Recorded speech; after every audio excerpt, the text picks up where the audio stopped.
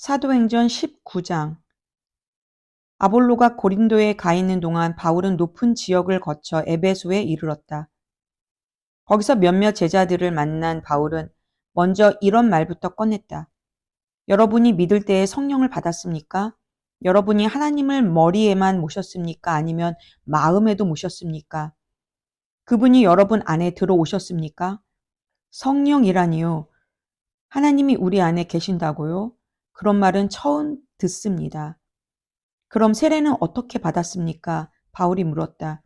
요한의 세례를 받았습니다. 아, 그렇군요. 바울이 말했다.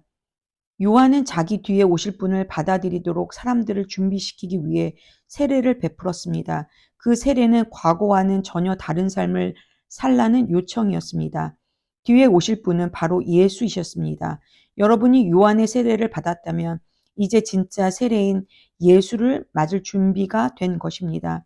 그들은 참으로 준비되어 있었다. 그 말을 듣자마자 그들은 주 예수의 이름으로 세례를 받았다. 바울이 그들의 머리에 손을 얹자 성령께서 그들 안으로 들어오셨다. 그때부터 그들은 방언으로 하나님을 찬송하고 하나님께서 하신 일들을 이야기했다. 그날 거기 있던 사람들은 모두 12명 정도였다. 그 후 바울은 곧바로 회당으로 갔다.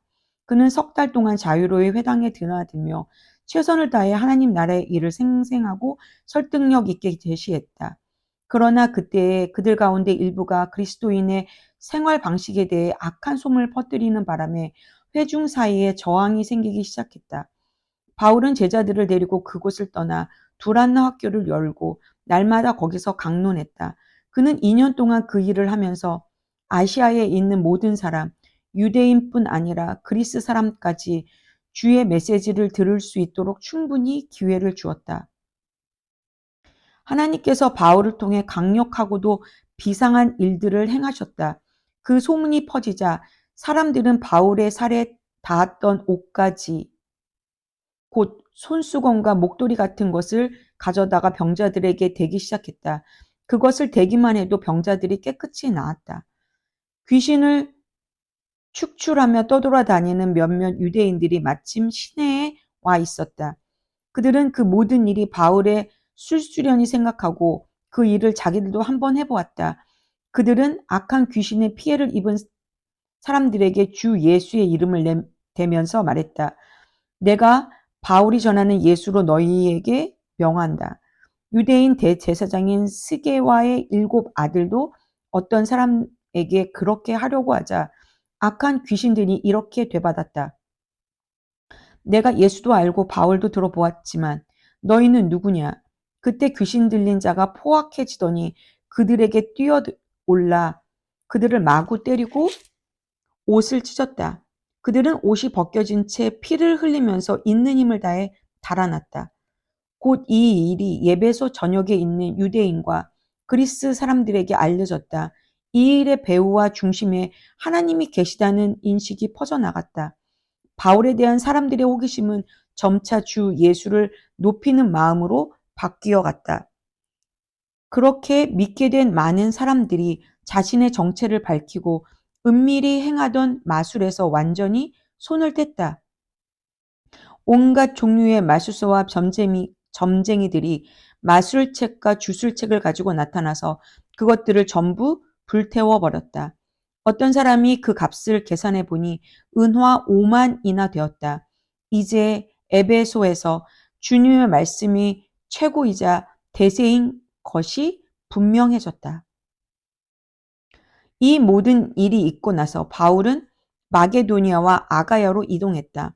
거기서 그는 예루살렘으로 갈 때가 되었다고 판단했다.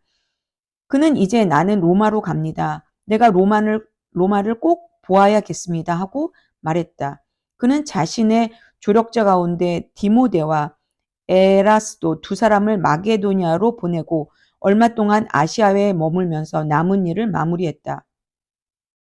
그러나 그가 떠나기 전에 이 돌을 두고 큰 소동이 벌어졌다. 데메드리오라는 은세공인이 아덴의 여신의 신당을 제작하는 일을 했는데 사업이 번창하여 많은 장인을 두고 있었다. 그는 자신이 고용한 사람들과 그 외에 비슷한 일로 고용된 사람들을 모아놓고 말했다. 여러분도 잘 알다시피 우리는 이 사업으로 그럭저럭 먹고 살고 있습니다. 그런데 바울이라는 자가 끼어들어 손으로 만든 신 따위는 없다고 사람들에게 말하고 다녀 우리 일을 망치고 있습니다. 여기 에베소에서만 아니라 아시아 전역에서 많은 사람들이 그를 따르고 있습니다. 우리 사업만 무너질 위험에 처한 것이 아닙니다. 아데미의 영광스러운 명성도 흔적없이 허물어질 지경입니다. 그렇게 되면 저 유명한 아데미 여신의 신전도 틀림없이 잔해더미가 되고 말 것입니다.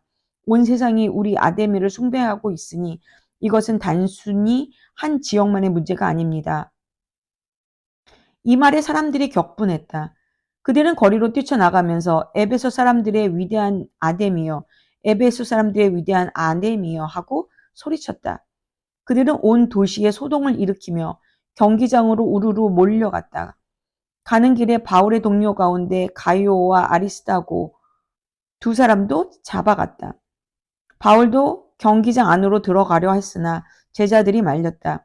바울과 신분이 있던 그 도시의 유력한 종교 지도자들도 같은 생각이었다. 절대로 저 폭도 곁에 가까이 가서는 안 됩니다. 사람들이 저마다 이렇게 저렇게 소리치고 있었다. 그들 대부분은 지금 무슨 일이 벌어지고 있는지, 자기가 왜 거기에 있는지도 모르고 있었다. 유대인들이 상황을 통제해 보려고 알렉산더를 앞으로 밀자 여러 파당들이 그를 자기네 편으로 끌어들이려고 아우성이었다. 그러나 그는 그들을 무시하고 엄숙한 손짓으로 폭도를 조용히 시켰다. 하지만 그가 입을 여는 순간에 유대인이라는 사실이 밝혀지자 그들은 소리를 질러 그의 말을 막아버렸다. 에베소 사람들의 위대한 아데미여, 에베소 사람들의 위대한 아데미여. 그들은 2시간이 넘도록 계속 소리쳤다. 마침내 에베소시의 서기가 폭도를 진정시키고 말했다.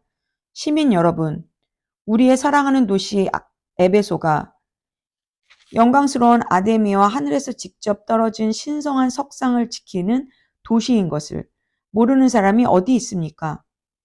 이것은 부인할 수 없는 사실이니 여러분은 자중하십시오.